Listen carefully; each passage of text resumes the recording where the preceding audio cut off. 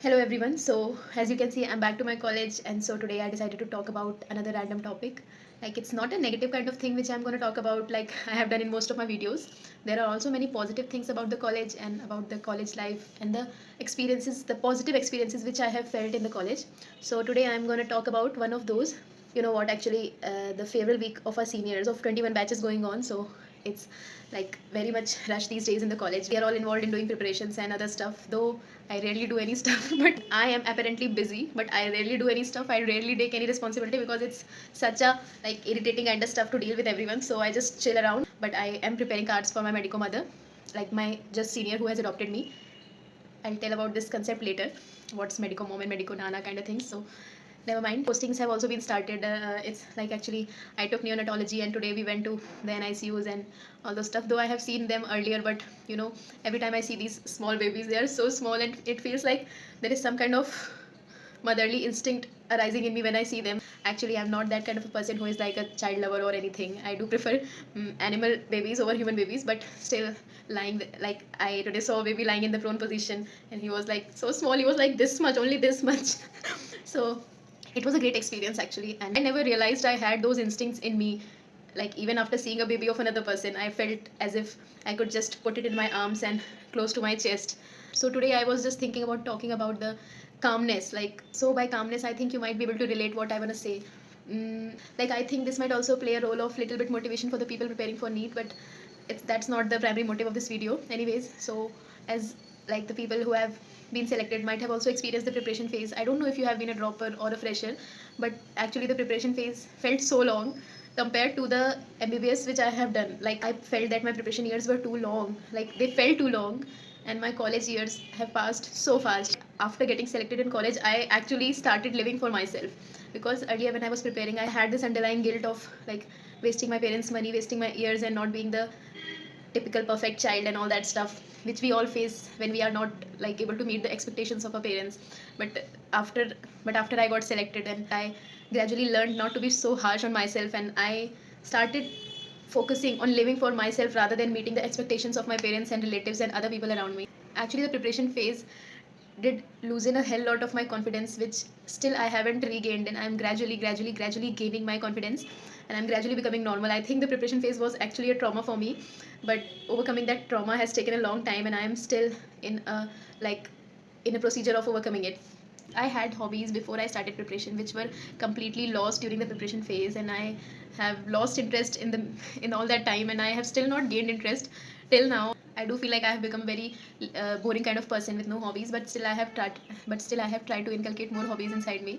And earlier I remember anything I did, anything apart from studies which I did, made me feel the guilt, and which I tried to overcome in my MBBS phase. Like I used to do things without guilt, though I felt sometimes I still do feel sometimes if I do not meet my study expectations, I feel that I'm wasting, like what kind of a kid I am, or then all that stuff we think.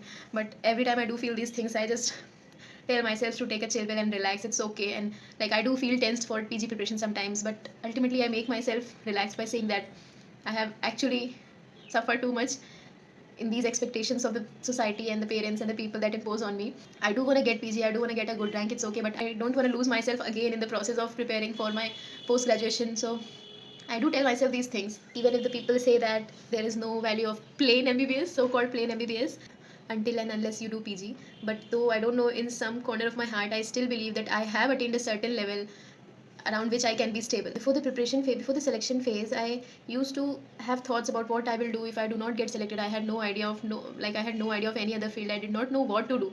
For a person coming from a good background or a better background of or a doctor family background, doing just MBBS might be a very basic and very normal thing. But for me, like as a person, I think doing MBBS is like changing the whole changing the whole generation, because I am the first one in my family to study this much. I am the first one in my family to enter the medical field, and even I am the first one in my village. I remember my father distributed 50 kgs or 54 kgs of laddus in my whole village, because I weighed 54 kg at the time of selection.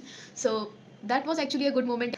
I cannot unnotice and cherish that feeling of achievement, even if the people don't think it has much value, because for me it is actually so much valuable, because I do have cried for it. I had studied for it, and I don't know what, maybe I and I don't know, maybe I would get a good rank in PG or not, but I don't worry about that. At least I have led a stepstone in my family who has not been from such an educated background. So it, though I make myself feel proud for this, even though I have like, even though I do get bothered sometimes that what if I don't meet up to their expectations, but still I try to focus on more on the positive part rather than focusing on the negative part. During my preparation phase, everyone was like, I thought everyone was against me, everyone in my family, not in my like my except for my mom and dad and my siblings.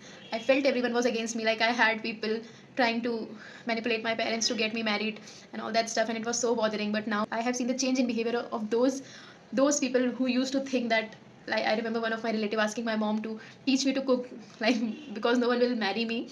And he also told that the NEET is not halwa. I do understand NEET is not halwa, but people had so much less expectations that I could do it, and I do feel so much proud that actually I did it. And I don't know if further I will be able to meet up to their expectations or not, but I don't actually care now because I still have achieved a lot for myself, and I do definitely want to achieve more, and I'll try, I'll do. Even if the people consider that MBBS is less preferred over specialists in the Tier 1 cities, I actually do not bother that much because as long as I am able to be self-dependent and earn for myself, I can always grow. I think this thought also comes from the high expectations that the people have from the medical profession, that they'll just start earning so much money just after completing their studies. But that's not true. It's a very gradual process, and as long as I am able to handle my own expenses and I am able to like help my parents financially, it's okay for me, even if I do plain MBBS. So it's not that I just want to settle just by doing MBBS, but your knowledge is also about changing people's life rather than mere earning, I guess. So if you just sit and realize, you can just figure out the thing that there is so much saturation in the cities while the rural areas have so much scarcity of the same profession people. I think it's because the country's infrastructure is like that, maybe, and no one likes to work in places with least facilities. The main thing from the thoughts I just told is actually that I have learned to remain normal and just calm after getting selected in the medical college. Even if people have too much of expectations, people load too much of expectations from me, and here in college we are expected to do so much. This was not the same scenario when I was preparing for NEET, because unless and until you achieve the thing, no one sees how much rank you had in your failed attempts or anything. And the college has taught me that it's okay to be satisfied in the things you have and not just overload yourself with expectations, because the world already is expecting too much from you. You need not to be so much harsh on yourself, though at the same time you need to be ambitious, you need to learn about growing, and you need to think about growing yourself in a way that you can acquire more knowledge or more stuff, anything, etc. So I think this was all for the day. I just thought of making a very random chit chat video.